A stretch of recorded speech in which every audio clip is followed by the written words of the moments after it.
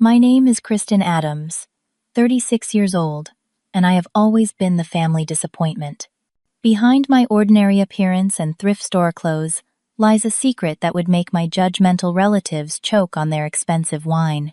Tonight at my parents' luxurious estate, my sister Diana will make her usual cutting remarks about my finances. Little does she know, tomorrow morning my face will grace the cover of Forbes magazine. The butler already has an advance copy waiting. If you want to see how I finally silenced my toxic family after years of their contempt, drop a comment letting me know where you are watching from, hit that like button, and subscribe to catch more stories about sweet karma. I grew up in Westchester County, New York, in a sprawling colonial home with 6 bedrooms, a tennis court, and parents who measured success exclusively in Ivy League degrees and social connections. My father, Robert Adams, built his investment firm from the ground up, and my mother, Eleanor, came from old money with a family name that opened doors throughout Manhattan's elite circles. From kindergarten, they plotted my path. Prestigious private schools, Yale University, like my father, then a respectable career in finance or law, culminating in marriage to someone from the right family. Diana, my older sister by 3 years, followed this blueprint perfectly. Valedictorian at Westfield Academy, summa cum laude at Yale, then Harvard Law.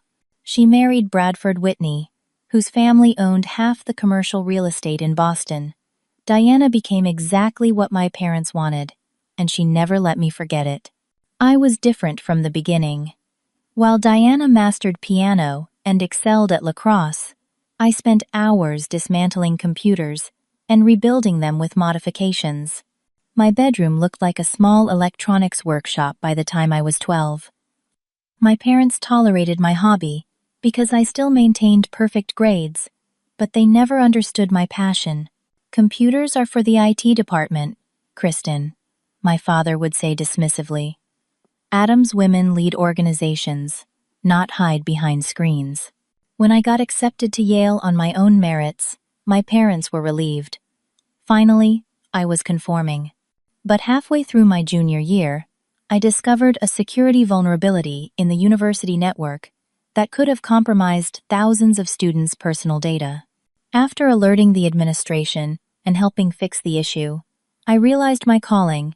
I dropped out the next semester to launch my startup. The family reaction was nuclear. You threw away an Ivy League education to play with computers? My mother cried for days. My father threatened to cut me off financially, thinking that would force me back to school. When I stood my ground, he followed through. Diana, ever the loyal daughter, sided with them completely. You will regret this for the rest of your life, she told me coldly. Some people just are not cut out for real success. With nothing but $5,000 in savings and a prototype security algorithm I had developed, I moved into a tiny studio apartment in Seattle. Those early days were brutal. I lived on ramen noodles and worked 18-hour days. 6 months in, my savings depleted, and no investor interest yet. I swallowed my pride and applied for food assistance. The day I used food stamps for the first time, Diana called to gloat about her promotion to junior partner at her law firm. "How is your little computer project going?" she asked, not waiting for an answer before launching into her own news. I never told my family about the food stamps, but somehow, Diana found out through a mutual acquaintance. She made sure to casually mention it during Thanksgiving dinner that year. "At least you are getting free food somewhere, since you cannot afford to contribute to holiday meals anymore," she said sweetly as she passed me the mashed potatoes. What my family never understood was that my little computer project had enormous potential. I had developed an AI-driven security system that could predict and prevent cyber attacks with 97% accuracy, far beyond anything on the market. But investors were skeptical of a young female college dropout with no connections. After that humiliating Thanksgiving, I made 2 decisions that would change everything. First, I would succeed without any family support or connections. Second, when my company took off, I would remain anonymous as its CEO and founder. It took another 8 months of near poverty before Catherine Mitchell, a veteran tech investor who actually understood my technology, took a chance on me.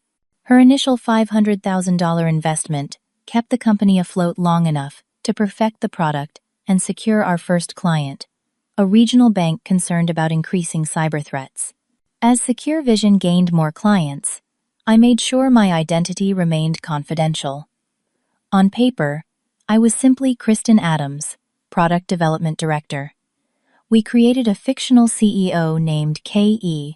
Adams who never appeared in public, communicating only through written statements and occasionally voice-only conference calls, which were actually me using a slight vocal disguise. The company grew exponentially over the next 10 years. From banking, we expanded into government contracts, healthcare systems, and eventually international markets. Every major tech company tried to identify K.E. Adams, offering partnerships and acquisitions, but I maintained my anonymity, communicating through carefully chosen representatives. Meanwhile, my family still thought I was struggling. I intentionally lived below my means, staying in a modest house in a middle-class Seattle neighborhood, driving a reliable but unremarkable car, and wearing practical, unflashy clothes. When I visited my family, which became increasingly rare, I maintained the image of someone just getting by. Diana, now with 2 children in private school and a summer house in the Hamptons, never missed an opportunity to highlight the contrast in our lifestyles. My parents, while less openly cruel, made their disappointment clear in subtle ways, from pointed questions about my retirement planning to offers of financial help that were really just reminders of my perceived failure.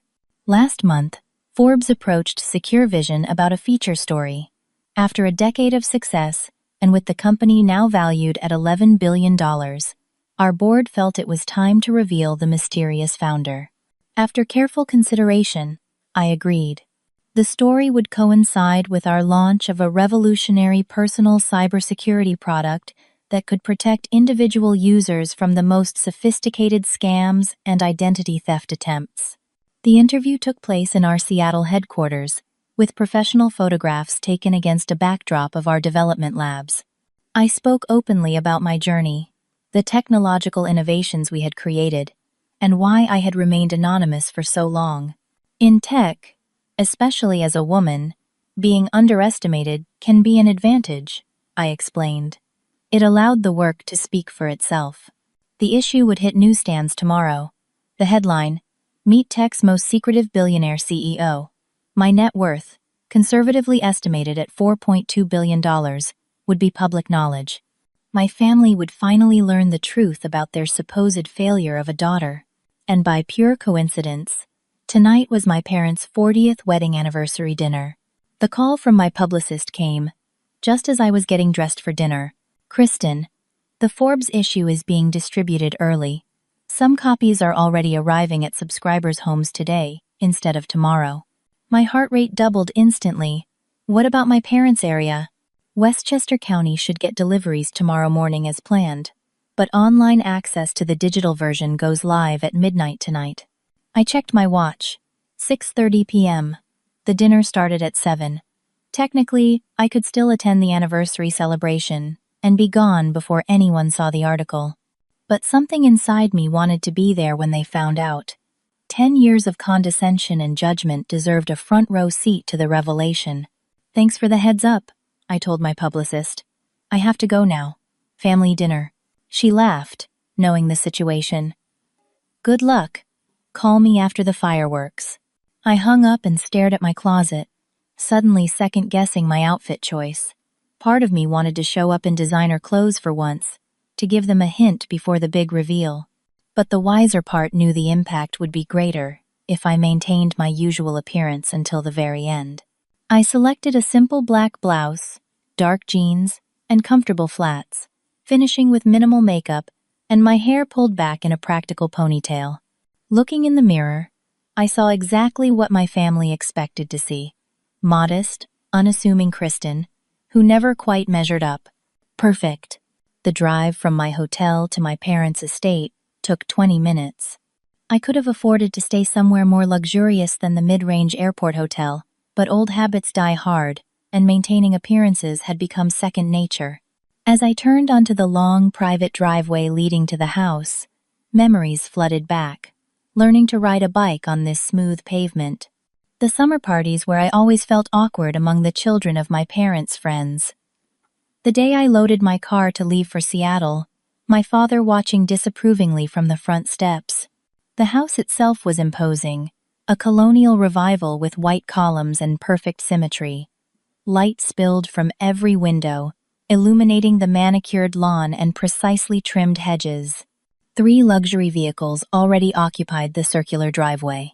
My parents' Mercedes, Diana and Bradford's Range Rover, and a Jaguar I did not recognize, likely belonging to my Uncle Harold, my father's brother. I parked my 5-year-old Toyota behind the Jaguar, the contrast almost comical. Taking a deep breath, I grabbed the gift bag containing an expensive bottle of wine that no one would know cost more than some people's monthly rent, and approached the massive front door.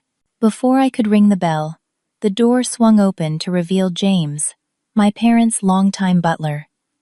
Unlike my family, James had always treated me with genuine respect. "Miss Kristen, welcome home," he said warmly. "May I take your coat?" "Thank you, James. How have you been?" "Very well, thank you. And yourself?" There was something in his eyes, a glimmer of knowledge, that made me wonder if he somehow knew my secret. But that was impossible. "I have been doing well, thanks," I replied, handing him the wine. "A lovely selection," he commented, examining the bottle with appreciation that suggested he recognized its quality, despite the lack of ostentatious packaging. "The family is gathered in the main living room." I nodded gratefully and headed toward the sound of conversation and classical music. With each step, I felt myself shrinking back into the role I had played for years. The underachieving younger daughter, the family disappointment, the cautionary tale they told their friends' children about the importance of completing your degree. Voices grew louder as I approached the living room. Diana's distinctive laugh, sharp and controlled like everything else about her. My mother's softer tones, always measured. My father's authoritative baritone, used to commanding rooms. And other voices, family, friends, and relatives gathered to celebrate 4 decades of what everyone in their circle considered a model marriage. I paused in the doorway, observing the scene before anyone noticed me.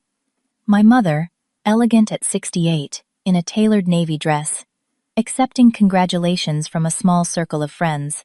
My father, distinguished with silver hair, discussing something with Uncle Harold beside the fireplace. Diana and Bradford holding court on the expensive leather sofa, their perfect posture and coordinated outfits like something from a lifestyle magazine. My cousin Melissa spotted me first. "Kristen, you made it." Her enthusiastic greeting drew everyone's attention to the doorway. Instantly, the room's energy shifted. My mother's smile became slightly strained. My father's expression remained neutral, but his shoulders stiffened. Diana's eyes performed a quick assessment of my outfit, her slight smirk indicating she found it appropriately underwhelming. "Darling, you came," my mother said, crossing the room to air kiss near both my cheeks. "We were not sure if you could get away from work." The irony of her statement almost made me laugh. If she only knew what getting away from work actually entailed for me, having to reschedule calls with international technology leaders and delegate decisions on multi-million-dollar contracts, I would not miss it, I said sincerely. Despite everything, they were still my parents, and part of me had always hoped for their approval. "Kristen," my father acknowledged with a nod, not bothering to cross the room. "Glad you could make it." Diana approached, Bradford a half-step behind her. "Little sister," she said, embracing me stiffly. "That top is holding up well. Wasn't that what you wore to Christmas 2 years ago?" And so it began. The subtle digs, the backhanded compliments, the reminders of my perceived status. The weight of it felt almost comforting in its familiarity, like an uncomfortable sweater you have worn too long to discard. "Diana, you look lovely as always," I replied evenly. The next 30 minutes, consisted of small talk with relatives I rarely saw, each conversation inevitably turning to what everyone else in the room had accomplished recently. Uncle Harold's new yacht, Cousin Melissa's daughter getting into Princeton early decision, Diana's recent feature in a legal journal, Bradford's expanding real estate portfolio. When asked about my life, I gave my usual vague answers about work being busy but good and sidestepped questions about dating or buying property. Each evasion reinforced their collective assumption. Kristen is still struggling, still hasn't figured life out, still the family straggler. As James announced dinner was served, I caught myself wondering what they would say if they knew I had recently donated more to Yale's computer science department than my father had given in his entire lifetime. By tomorrow night, they would know that and so much more. The anticipation made the constant stream of condescension almost entertaining. The formal dining room was a showcase of old wealth and careful curation. A crystal chandelier hung above a mahogany table that could seat 20, though tonight it was set for 10.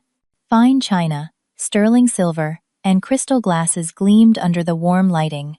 Fresh flower arrangements perfumed the air, and the wall of windows offered a view of the illuminated garden beyond. Name cards directed each guest to their assigned seats, and I was unsurprised to find myself positioned at the far end of the table, beside Uncle Harold's wife Judith, and across from Cousin Melissa. Diana and Bradford sat near my parents at the head of the table, positions of honor for the favorite daughter and her perfect husband. James and another server I did not recognize began pouring wine as we settled into our seats. I noticed with private amusement that it was a different bottle than the one I had brought. My parents always insisted on controlling every detail, including which gifts were worthy of being used. "A toast," my father announced, raising his glass once everyone was served, "to 40 years with the most extraordinary woman I have ever known. Eleanor, you have been my partner, my conscience, and my heart. Here is to 40 more." Glasses clinked, and approving murmurs rippled around the table. My parents' marriage, for all its traditional rigidity, was genuinely strong. They had built their life according to a specific vision and executed it flawlessly, from careers to children to social standing. The fact that Diana fit perfectly into that vision while I did not was simply an unfortunate deviation they had learned to explain away. "And to our wonderful children," my mother added, "who have brought us such pride and joy. Diana, leading her department at one of Boston's most prestigious firms while raising 2 beautiful children. And Kristen, who has always forged her own path." The pause before "forged her own path" contained volumes. It was their polite way of acknowledging my existence without endorsing my choices. I smiled and sipped my wine, finding it mediocre despite its expensive label. The first course arrived, a delicate butternut squash soup that James served with practiced precision. Conversation flowed around business connections, recent vacations, and the achievements of various family friends. I contributed little, allowing my uncle to dominate our end of the table with stories about his recent golf trip to Scotland. "So, Kristen," Bradford called from the other end, during a lull in conversation, "Diana tells me you are still with that small tech company. What is it you do there exactly?" "IT support." His tone suggested he already knew the answer and found it suitably unimpressive. Diana smiled encouragingly, as if she were genuinely interested in my response, rather than setting up another opportunity to highlight the contrast between us. "I work in security software development," I answered simply. "That sounds technical," my mother said, with the same enthusiasm she might use to describe dental surgery. My father frowned slightly. "Is there much future in that role? At your age, you should be thinking about advancement opportunities." "There is always need for good computer people," Uncle Harold offered kindly, though his phrasing made clear he considered it blue-collar work. "I am sure Kristen is doing the best she can with her background," Diana said, managing to make supportive words sound deeply patronizing. "Not everyone is cut out for leadership." I bit back a laugh, thinking about the team of 300 developers who reported up through my organization, and the executive board that implemented my strategic vision. Instead, I nodded appreciatively at Diana's support. "The market for technical talent is actually quite good," I said mildly. "I am comfortable." "Comfortable is fine when you are young," my father replied. "But eventually you need to think about building real wealth. Property, investments, retirement planning." "Speaking of property," Bradford interjected smoothly, "we just closed on a beautiful lakefront parcel in the Berkshires. 3 acres with private water access. We are breaking ground on a vacation home this spring." And just like that, the conversation shifted back to the achievements of those who had followed the approved path. The main course arrived: perfectly cooked beef tenderloin with roasted vegetables and truffle-infused potatoes. I ate quietly, observing the family dynamics with the detached interest of an anthropologist. Diana dominated the conversation, detailing her children's accomplishments at their exclusive private school and her recent victory in a high-profile corporate case. Each story was crafted to emphasize her success, while appearing humble, a skill she had mastered over years of practice. "The judge actually cited my precedent argument in his ruling," she concluded, accepting the appreciative murmurs with a modest smile. "But enough about my boring legal cases. Kristen, catch us up on your life. Any interesting developments?" All eyes turned to me expectantly. The trap was set. Anything significant I might share would pale in comparison to what had already been discussed. Anything modest would confirm their assessment of my limited success. "Work keeps me busy," I replied, "but I enjoy what I do." "And what about your personal life?" my mother pressed. "Any special someone?" "You are not getting any younger, dear." Diana glanced at Bradford with affection. "Having a supportive partner makes such a difference in building a successful life.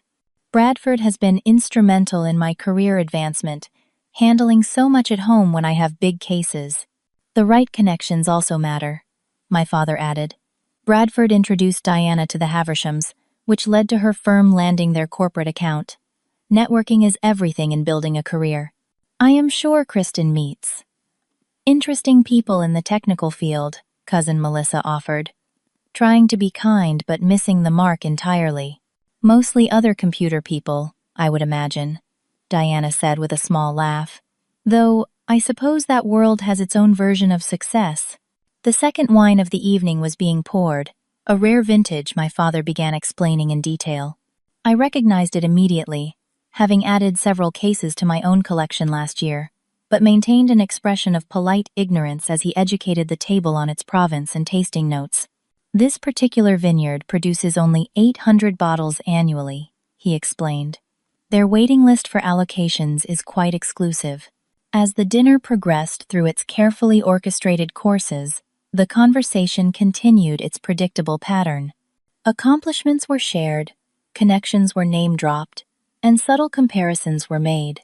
Through it all, I maintained my role as the underachieving daughter, the family member who had chosen an incomprehensible alternative path and was now paying the price in reduced status and financial limitations.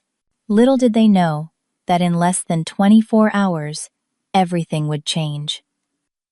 The thought kept me smiling through each thinly veiled insult and expression of concern about my future.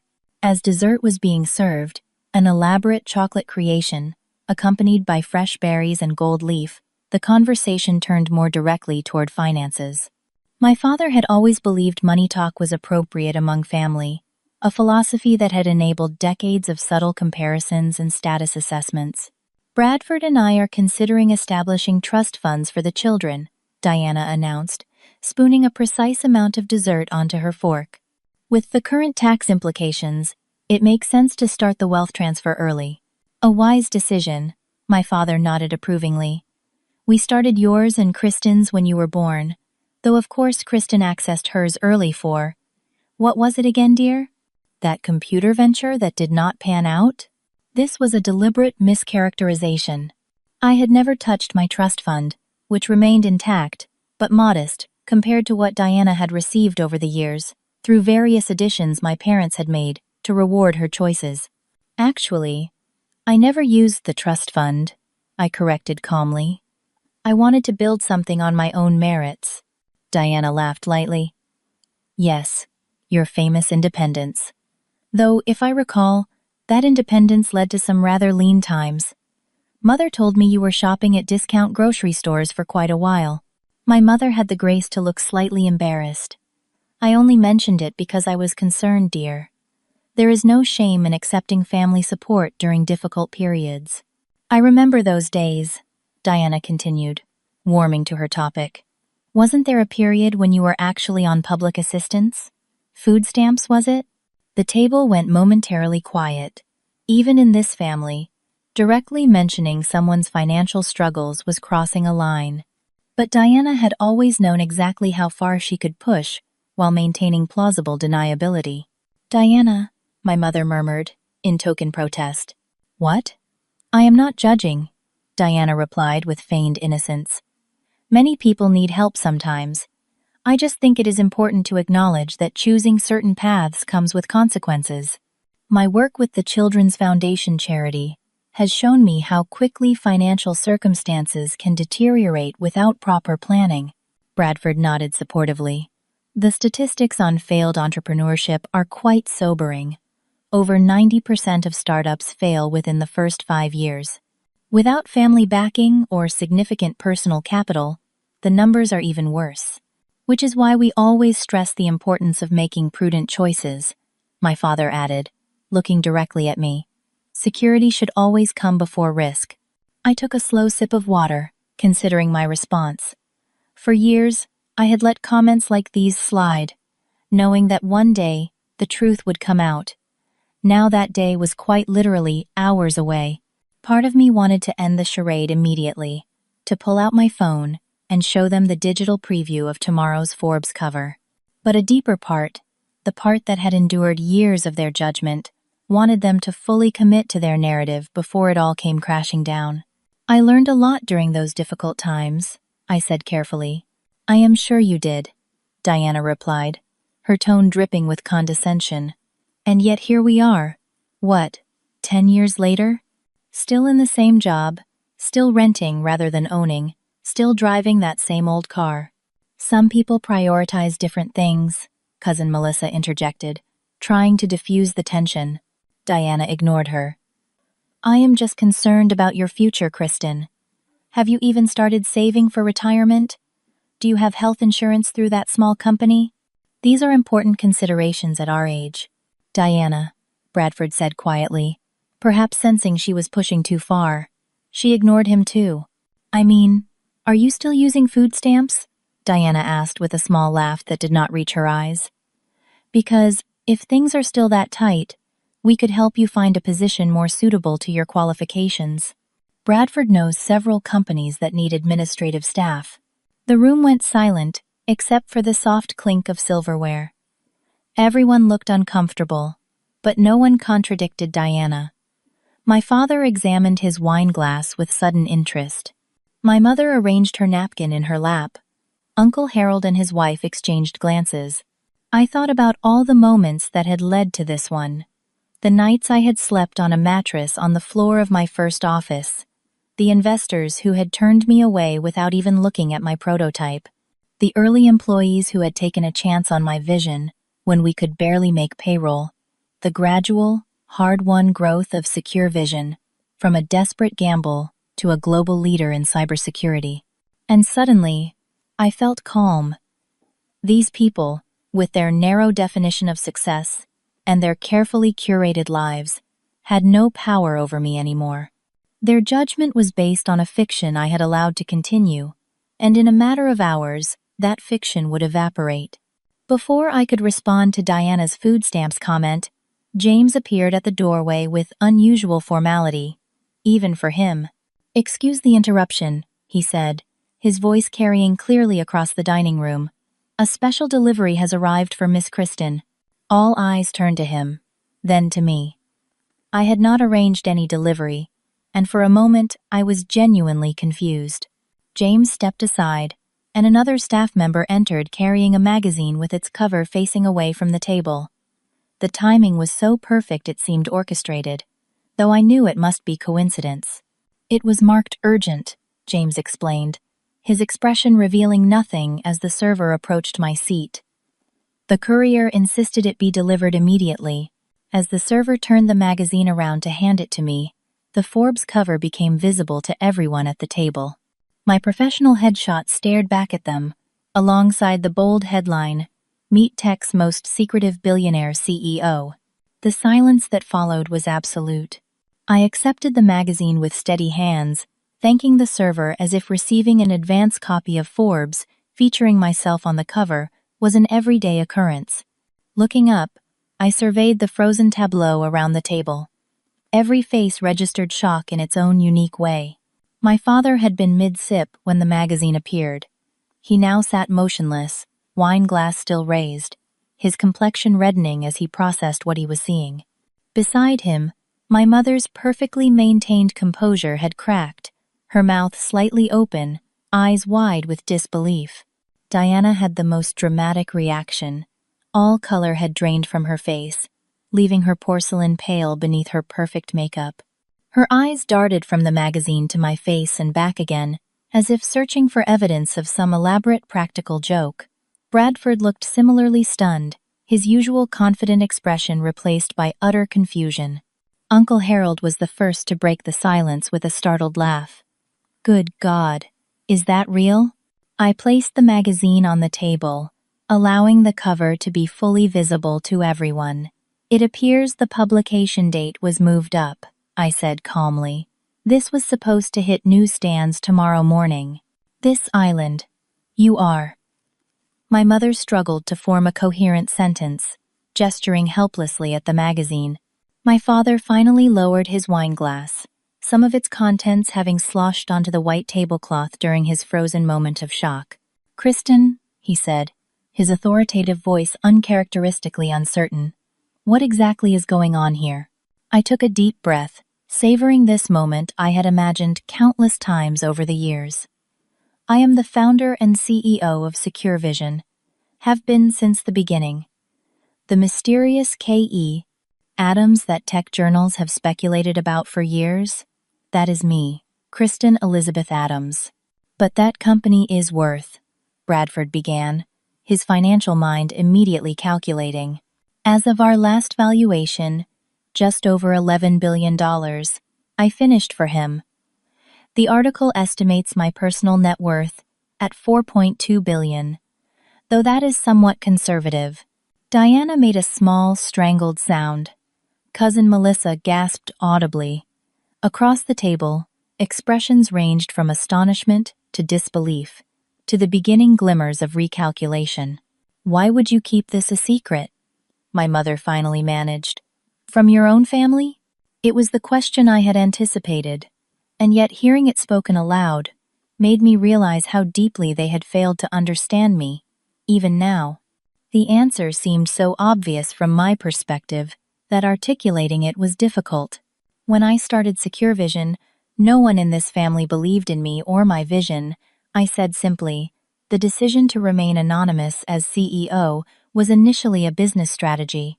In an industry dominated by men, being a young female founder created unnecessary obstacles. Using only my initials and maintaining privacy allowed the company and our technology to be evaluated on merit alone." "But after you became successful," my father pressed, his business mind engaging, "why continue the charade?" "By then, the pattern was established with this family," I replied, looking directly at Diana. Every holiday, every phone call, every family gathering included reminders of how I had failed to meet expectations, how my choice to leave Yale was a mistake, how I would never achieve what Diana had. After a while, it became a fascinating social experiment. How would all of you treat me if you never knew about my success? "You deliberately misled us," Diana said, finding her voice at last. Her tone held accusation, but her expression betrayed deeper emotions: shock, embarrassment, and something that looked surprisingly like hurt. "I simply chose not to correct your assumptions," I countered. "Assumptions you were all too eager to make based on superficial indicators like my clothes or my car. Not once in 10 years Did anyone at this table ask meaningful questions about my work or show genuine interest in my life? The brutal truth of this statement hung in the air. My parents exchanged uncomfortable glances, perhaps reviewing a decade of interactions through this new lens. "I always supported your computer interests," my mother protested weakly. "I told the Hendersons just last month how creative you were." "Telling other people I was creative is not the same as supporting me, Mother," I replied gently. "When I needed actual support, when I was starting out and struggling, this family made it clear I was on my own." "You could have told us when things turned around," my father argued, his tone suggesting I had somehow robbed him of rightful pride. "Would that have changed how you valued me as a person?" I asked. "Because from where I stand, a child should not need to become a billionaire to earn their parents' respect." The weight of my words settled over the table. For perhaps the first time in my adult life, I had the complete attention of my entire family. No one was checking phones, exchanging knowing glances, or waiting for me to finish so they could steer the conversation back to more impressive achievements. Uncle Harold broke the tension with a loud laugh. "Well, I will be damned. Our Kristen, a tech mogul in disguise. That is the best thing I have heard in years." His genuine amusement seemed to shift the atmosphere slightly. Cousin Melissa began peppering me with questions about the company and what we actually did. Bradford, ever the pragmatist, visibly recalibrated his assessment of me, his expression now showing keen interest rather than dismissal. My parents remained stunned, occasionally glancing at the magazine cover as if to confirm they were not imagining things. My father, trained to see opportunity in every situation, seemed to be mentally rewriting family history, perhaps already imagining how he would tell friends his daughter was a self-made billionaire. Only Diana remained silent, her face a complex mixture of emotions. The sister who had defined herself partially through comparison with me now had to reconcile a decade of superiority with this new reality. As the initial shock began to dissipate, the questions became more specific. What exactly did Secure Vision do? How had I maintained my anonymity? Was I really worth billions? Each answer I provided seemed to further transform how they saw me, their revised understanding taking shape before my eyes. For the first time in my adult life, I was not Kristen the disappointment. I was Kristen the successful, Kristen the powerful, Kristen worth listening to. The irony that it took extreme wealth to earn this basic respect was not lost on me. "So, all these years when we thought you were struggling," my mother said slowly, "you were actually building one of the fastest-growing tech companies in history," I completed. "Living modestly by choice, not necessity, and watching how differently people treat you when they think you have nothing to offer them." The magnitude of what I was saying seemed to finally penetrate my parents' carefully constructed worldview. My father, always strategic, was the first to attempt damage control. "Well, this is certainly unexpected but wonderful news," he said, raising his glass. "To Kristen, whose success has clearly exceeded all our expectations. We always knew you had potential, dear." The transparent attempt to rewrite history might have worked at another time, but tonight, with the evidence of their decade-long dismissals still echoing in the room, it fell flat. "Did you really?" I asked quietly. Because I distinctly remember being told I had thrown my life away, that I would never amount to anything without the right credentials and connections, that my work was just playing with computers. My father lowered his glass, unaccustomed to having his revised narratives challenged.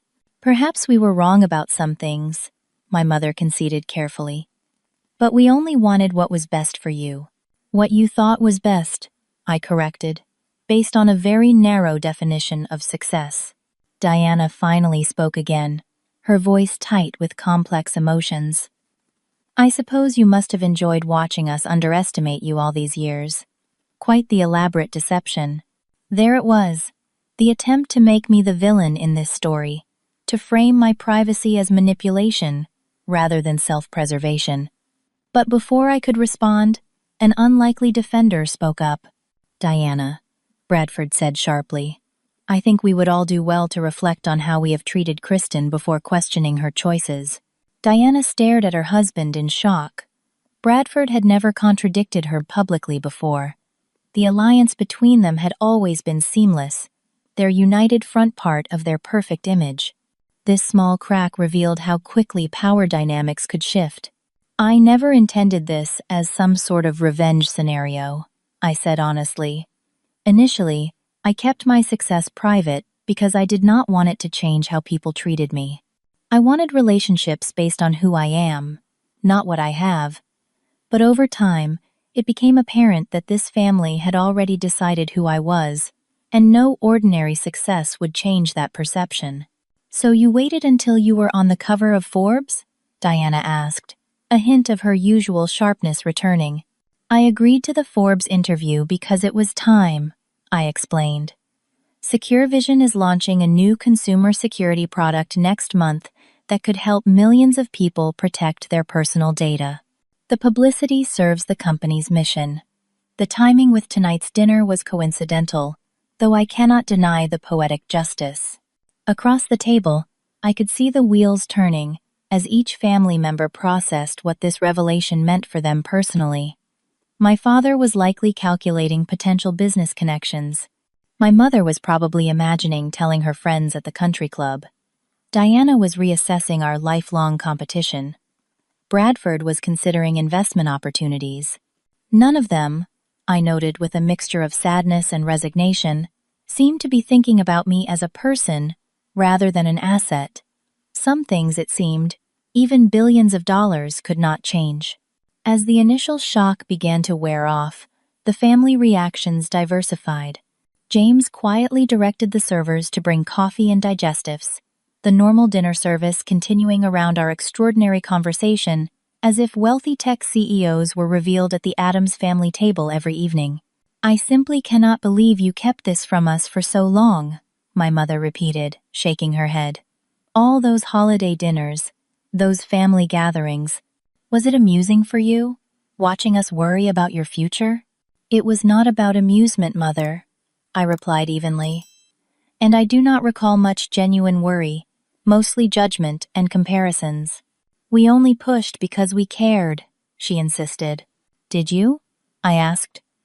"Because there is a difference between caring about someone's well-being and caring about how their choices reflect on you."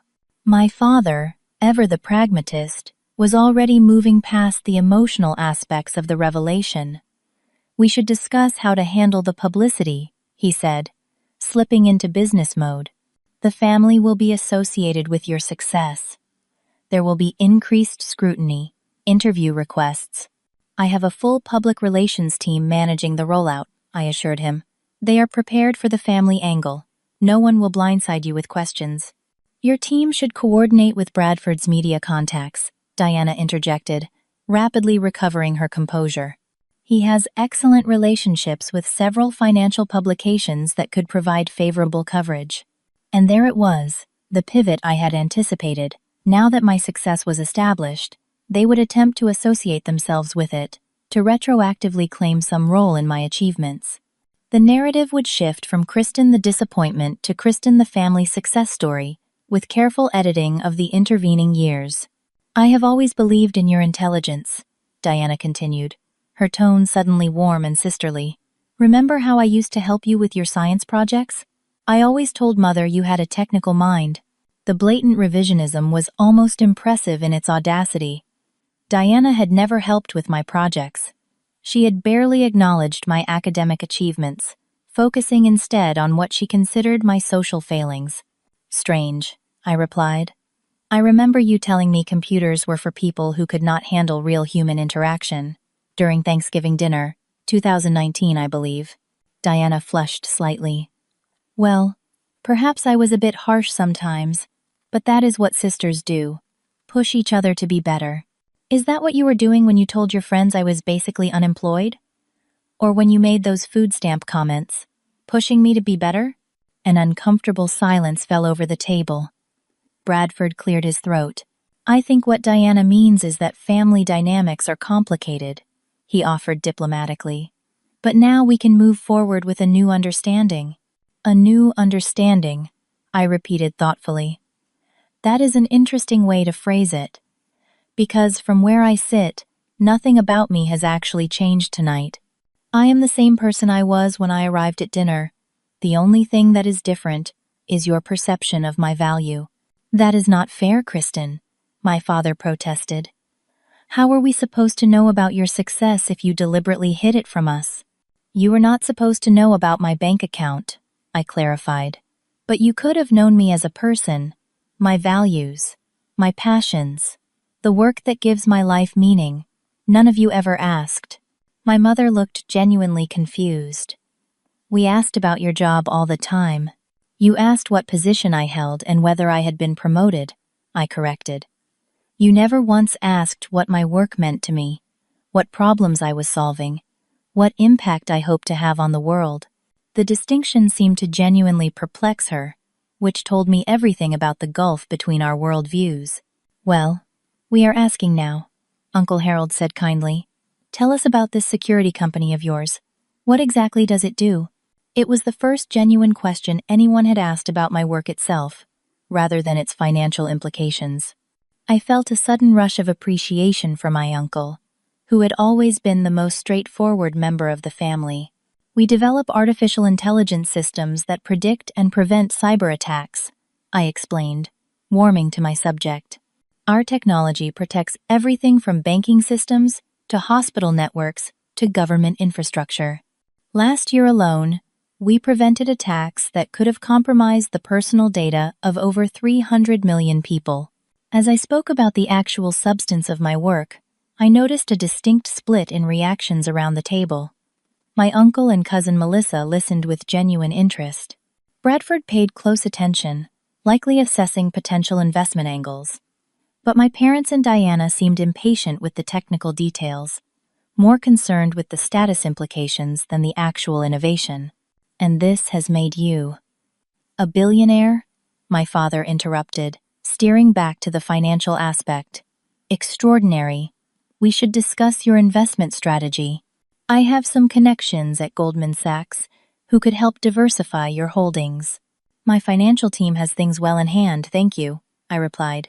But family advice is different, he insisted. You need people you can trust. The irony of this statement hung in the air. Trust required to be earned, and this family had shown me repeatedly that their assessment of my worth was conditional on external markers of success. Speaking of family, Diana said, switching tactics smoothly, you will have to come visit us in Boston soon. The children would love to spend time with their successful aunt. They are at such impressionable ages, and having strong female role models is so important. These were the same niece and nephew she had previously limited my contact with, explaining to others within my hearing that Aunt Kristen is still figuring her life out as if my choices might somehow contaminate her perfect children. That would be nice, I said neutrally, though we both knew the dynamic had fundamentally changed. I was no longer the cautionary tale but the success story they would want to claim.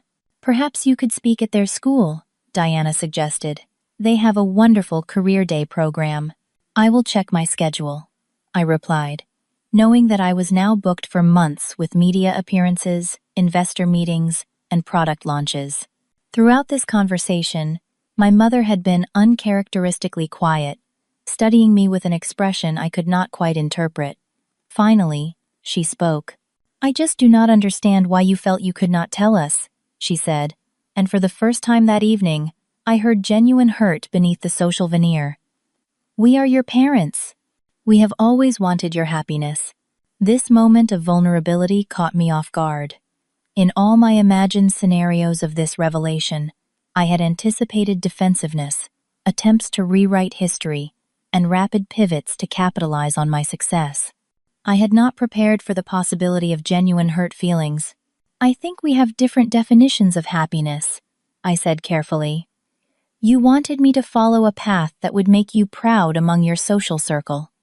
I needed to build something meaningful on my own terms. And we would not have been proud of this? My father asked, gesturing to the magazine. Would you have supported me getting there? I countered. When I was sleeping on a mattress on my office floor? When I was living on ramen noodles and working 20-hour days? When 90% of similar ventures fail? Or would you have pressured me to give up, to take the safe corporate job, to return to the fold? His silence was answer enough. The truth is, I continued, this family has always measured worth in a very specific way. The right schools, the right career, the right connections, the right address. I chose a different path, and that choice was treated as a personal failure rather than a legitimate alternative. That is not true, Diana protested, but her objection lacked conviction. Isn't it? I asked. When was the last time anyone at this table expressed genuine interest in my work before knowing its financial outcome? When was the last time my choices were respected rather than tolerated? When was the last time I was judged by who I am rather than by what I have? The questions hung in the air, uncomfortable but necessary. For perhaps the first time, I was speaking my truth without filtering it through the need for approval. I think, my mother said slowly, we may have been wrong about some things. Coming from Eleanor Adams, this qualified admission was unprecedented. My mother had built her identity around being correct in all matters of social importance, her judgments as precisely calibrated as her table settings. I appreciate that, I said, softening slightly. And I hope this can be a turning point for how we relate to each other. But that will require real change, not just an adjustment based on my bank account. Diana, never comfortable with genuine emotional moments, quickly steered the conversation to safer ground. So, will you be moving now? Upgrading your lifestyle? I know a wonderful real estate agent who specializes in luxury properties. I like my house, I replied simply, and my car works perfectly well. My lifestyle choices are not about financial limitations. They are about personal values. This concept seemed to genuinely perplex her. In Diana's world, wealth existed to be displayed through the right address, the right car, the right schools, the right vacations. The idea that someone might choose modesty despite vast resources did not compute. But surely you will make some changes, she pressed. Perhaps a vacation home? Or at least some new clothes? I glanced down at my simple black blouse. What is wrong with my clothes? Nothing, she backpedaled quickly. They are just not what someone in your position typically wears. And what position is that exactly? I asked, though I knew perfectly well what she meant. A CEO, a billionaire, she said, the last word still sounding strange in reference to me.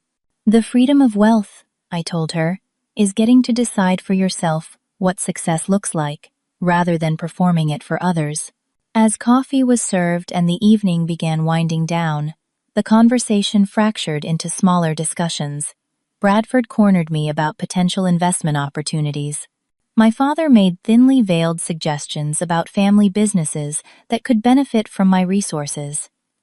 Cousin Melissa asked genuinely interesting questions about women in technology.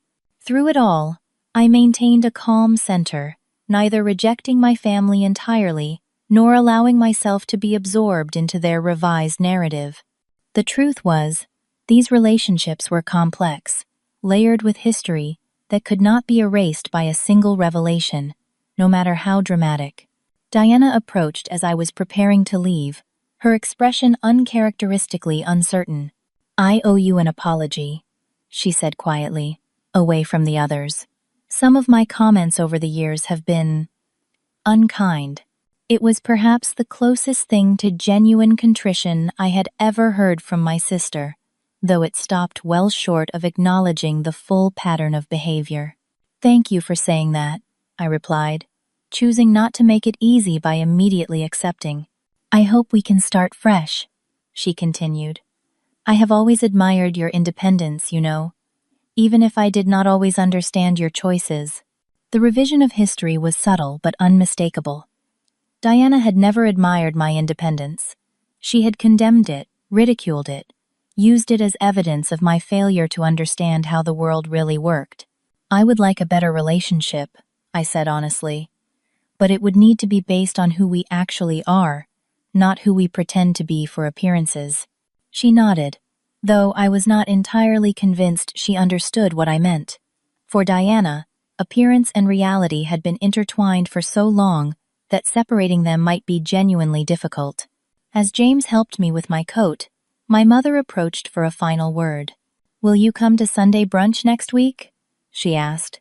"We have so much to catch up on." The invitation was new. Sunday brunch had long been reserved for Diana and her family, a tradition I was rarely included in.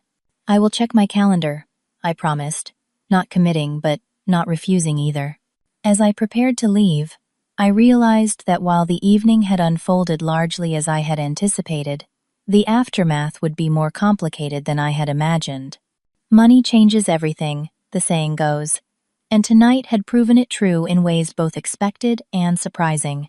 Walking to my ordinary car in the circular driveway, now seeing the contrast through their eyes, I wondered if true family understanding was possible, or if we were destined to remain separated by fundamentally different values, regardless of financial status. The revelation had been satisfying, but the real test would be what happened next, when the shock wore off and we all had to decide what kind of relationship we wanted moving forward, with all pretenses finally stripped away. 3 months after the dramatic Forbes reveal, I sat in a sleek conference room overlooking Seattle's skyline, finalizing details for the Secure Vision Foundation's first grant cycle. The foundation, endowed with $200 million of my personal funds, would provide support to promising tech entrepreneurs from underrepresented backgrounds, with a particular focus on those who, like me, had faced significant obstacles on their journey.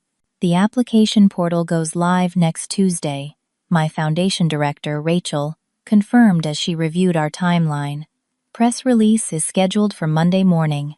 We have already received informal interest from over 300 potential applicants. Excellent, I nodded, scanning the finalized criteria. And the mentorship program? 20 industry leaders confirmed, including 7 women in tech leadership roles. Each grant recipient will be paired with a mentor whose experience aligns with their project focus.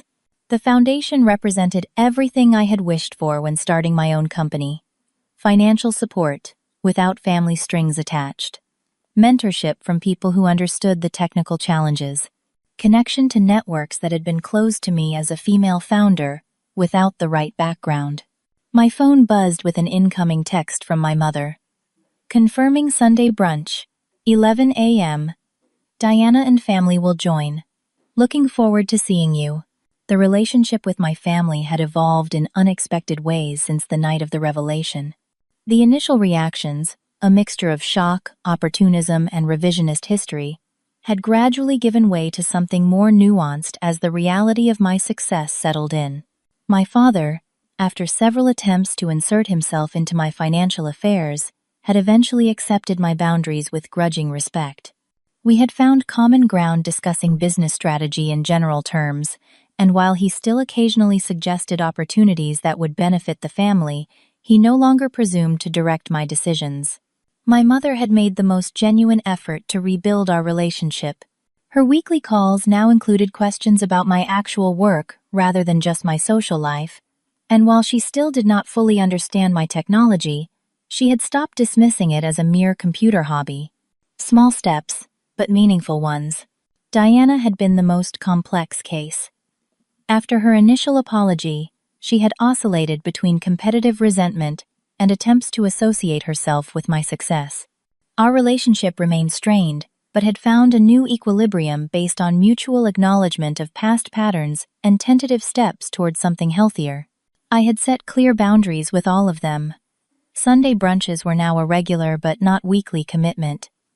I attended family gatherings on my own terms, no longer feeling obligated to absorb judgment or criticism.